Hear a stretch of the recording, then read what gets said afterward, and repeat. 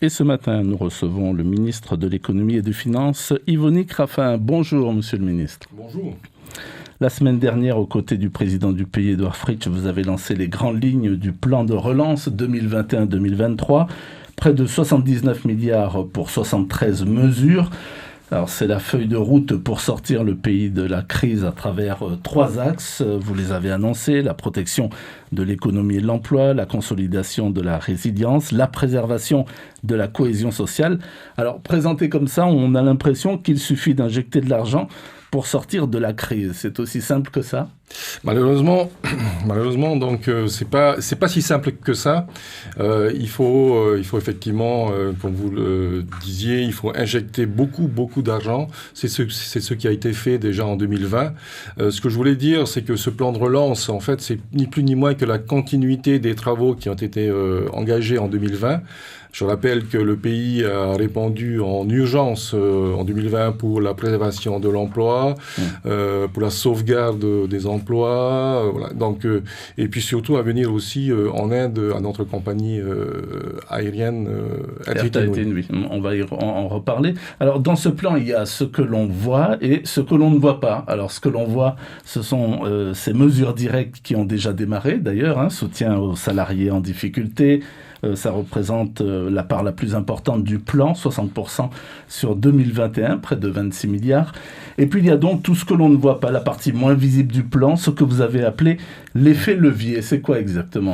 Oui, donc effectivement, ce plan, il y a effectivement ce qu'on voit. Et puis tout ce qui se passe en arrière-plan.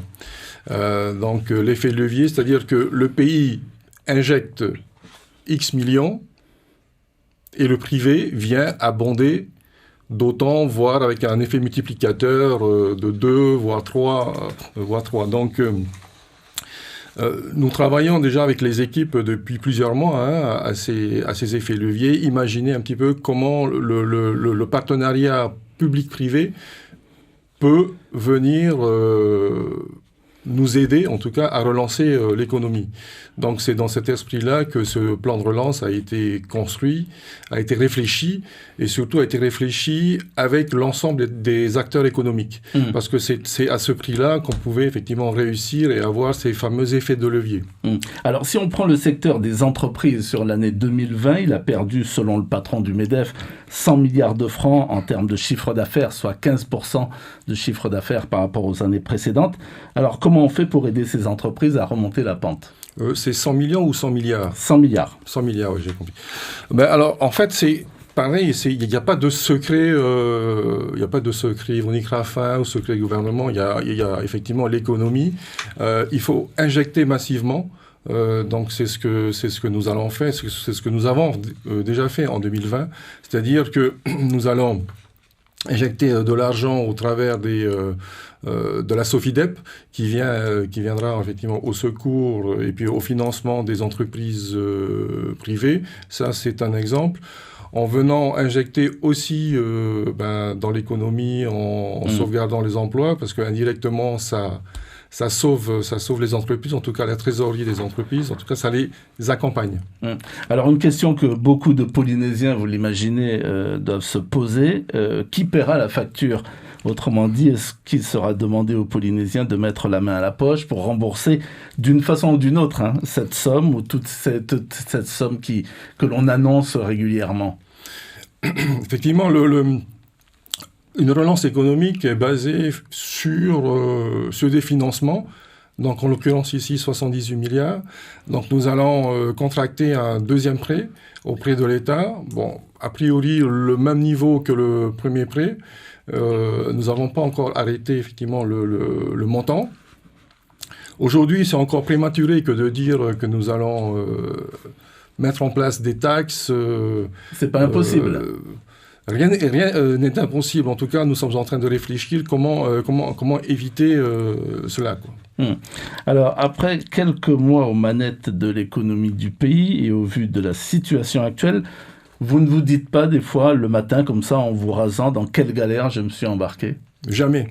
Je me lève le matin, je suis en forme la mission qui m'a été confiée par le président est, j'allais dire, une mission, j'allais dire, bon, qui me scie en tout cas à mon caractère. Parce que j'aime bien tout ce qui est challenge, et lorsque le président m'a proposé de le rejoindre, j'ai pas hésité un instant. Au contraire, parce que pour moi, c'était un nouveau défi dans ma vie professionnelle et puis personnelle. Et vous êtes beaucoup plus dans la peau d'un technicien que d'un homme politique? Oui, puisque moi, ma formation initiale, je suis un technicien, je suis un ingénieur, donc, mais j'ai beaucoup appris aux côtés du président, puisque je suis son adjoint en charge des finances depuis maintenant 7 ans, à la mairie de Pirène. Donc, à son contact, j'ai pu apprécier, apprendre à ses côtés, et ce qui m'a fait effectivement envie de passer le cap. D'accord, et ça vous donne envie de continuer? On verra bien. Air Tahiti Nui, on l'évoquait tout à l'heure. Comment faites-vous pour voler au secours de cette compagnie qui a allumé aujourd'hui pratiquement tous ses feux de détresse? Alors, avec Air Tahiti Nui et ses dirigeants, nous travaillons depuis plus d'un mois à réfléchir ensemble comment redresser la-bas. En tout cas, une chose est sûre, c'est qu'une recapitalisation est nécessaire et très rapidement. Et donc, c'est tout le travail qui nous prend, j'allais dire, quotidiennement avec son président directeur général et puis l'État. Vous n'avez rien évalué encore? Aujourd'hui, les évaluations sont en cours, et on aura un peu plus de précision, j'allais dire, en fin de semaine. Alors, au mois de mai, vous allez présenter au gouvernement les pistes pour sauvegarder notre protection sociale généralisée qui arrive à bout de souffle. C'est un problème de financement, de toute façon, car la PSG est financée, et non pas comme le PSG par les Qataris, mais par les salariés. Et aujourd'hui, alors il n'y a pas suffisamment de salariés pour financer cette PSG. Comment on fait ?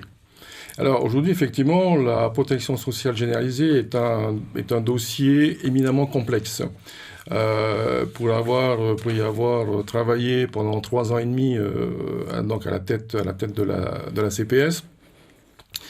La problématique aujourd'hui, comme vous l'avez souligné, c'est effectivement le nombre d'actifs par rapport au nombre de retraités. Nous étions proches de 10 il y a à peu près 15 ans. Aujourd'hui, on est un peu moins de 2 actifs pour un retraité. Donc, ça veut dire qu'il va falloir, comme je le disais, réformer le monde de financement.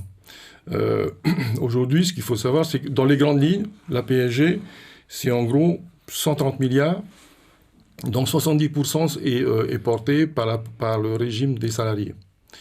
Et donc, ce qui cause problème aujourd'hui, c'est bien ce régime, le RGS, qui compte en fait, comme je disais, 2 actifs pour un retraité. C'est un peu plus de 100 milliards de recettes pour 100 milliards de dépenses, de prestations. Il se trouve que depuis un an, nous sommes plus qu'à entre 85 et 88 milliards de recettes, toujours pour 100 milliards de dépenses. Voilà. Donc là, c'est une équation intéressante et sur laquelle, effectivement, aujourd'hui en tout cas, en termes de temporalité, l'urgence, c'est d'abord de pérenniser les prestations, donc le paiement des prestations, des retraites, des dépenses de santé. Ça, c'est garanti.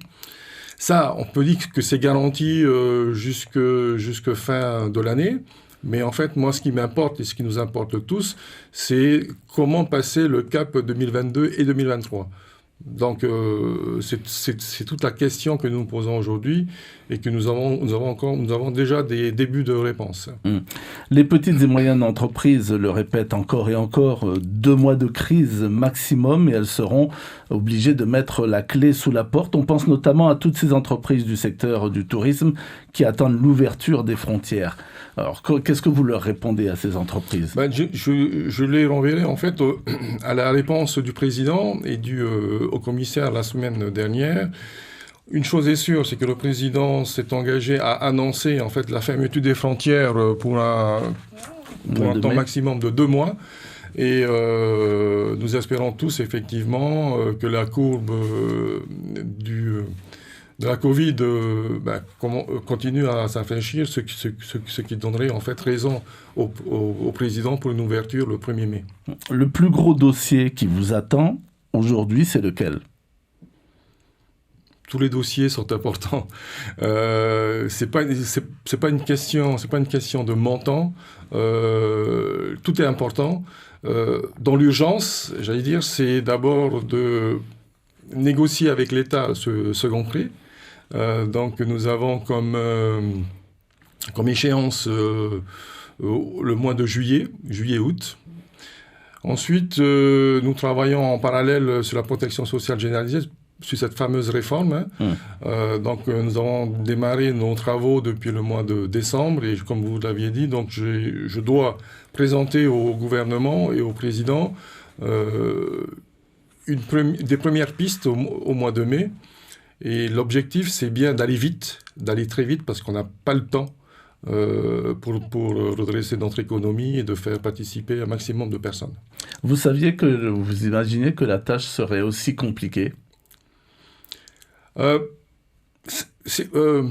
Sincèrement, non. Donc j'ai découvert quelque chose, je pensais que ça serait moins compliqué que ça. En fait, je ne dirais pas compliqué, parce que je dis, moi, comme je vous disais, j'aime tout ce qui est challenge. Et je trouve que la tâche, effectivement, elle est compliquée, mais ce que je retiens, moi, c'est d'abord que cette tâche est intéressante. Intéressante parce que nous travaillons pour le pays, pour la population, pour notre économie. Et donc, rien que ça, je vous disais, me donne en fait une volonté de réussir. Aucun regret, donc. Aucun regret. En termes de visibilité, vous fixez quelle échéance pour que l'économie retrouve un fonctionnement à peu près normal ? Là, j'ai pas une boule de cristal, mais en tout cas, les experts économistes prédisent en tout cas au niveau mondial, 2024-2025. Mais je pense sincèrement que, vu notre petitesse de notre pays, je pense que nous allons rebondir beaucoup plus vite que prévu. On l'a vu d'ailleurs en 2020. Maintenant, avec l'ouverture de l'économie, des bars, des restaurants, donc on voit qu'effectivement la population polynésienne, puisqu'elle n'a pas l'occasion de voyager, elle consomme en interne. Merci beaucoup Yvonique Raffin d'avoir répondu à nos questions ce matin. Je rappelle que vous êtes le ministre de l'économie et des finances et que donc vous allez présenter les détails de la PSG ou comment redresser la PSG dans les tout prochains mois. C'est en tous les cas l'un des challenges qui vous attend. Merci beaucoup. Merci à vous.